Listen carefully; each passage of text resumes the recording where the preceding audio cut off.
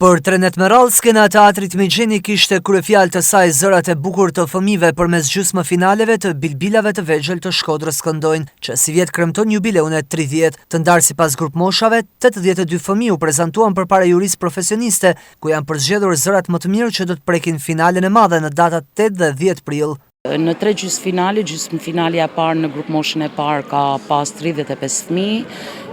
Pra për kopshtet, klasat e para, 2 dhe 3, klasat e 4, 5 dhe 6 që konkuruan në një natë të veçantë kishin 29 fëmijë, ndërsa nata e sotme, ashtu si që ndoshtë edhe ju, kishte 18 fëmijë, absolutisht me fëmijë që janë rrit pikërisht në këtë qendër kulturore dhe pa frikë mundem të thënë që janë artistat të konfirmuar tashmë në skenë. Ty 3 net kanë shku për mrekulli, mund të themon, por për shkak edhe të moshës sonte ishte një finale vërtet me thënë drejtën. Jam i surprizum prej gjithë secilit prej fëmijëve që ka kanë sonte. Biles kisha një keq ardhje që mos të quajte finale, sepse realisht ishin gjithë të mrekullueshëm. Fakti që Shkodra ka nxjerr talente nuk është e rastit e befasishme, si më thonë, por mendoj që Shkodra punon realisht, me thonë drejten, i krijon mundësi çdo fëmijë për me pas atë rrugën ku mund të ecin në art dhe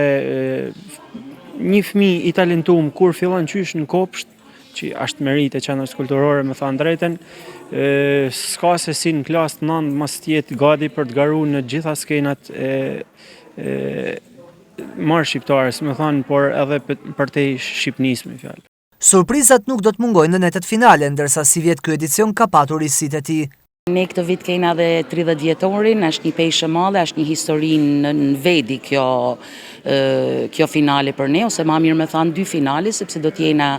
në finalen e parë me datën 8 prill, do të kemi konkurimin e formacioneve korale të shkollave 9-vjeçare dhe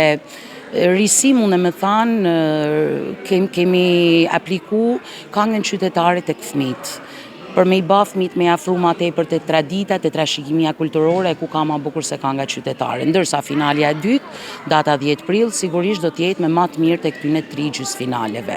Bilbilat e vegjël të Shkodrës këndojnë mund të cilësohet si eventi më i rëndësishëm për fëmijët, pas festivalit mbarkombëtar të këngës që mban patentën e Shkodrës.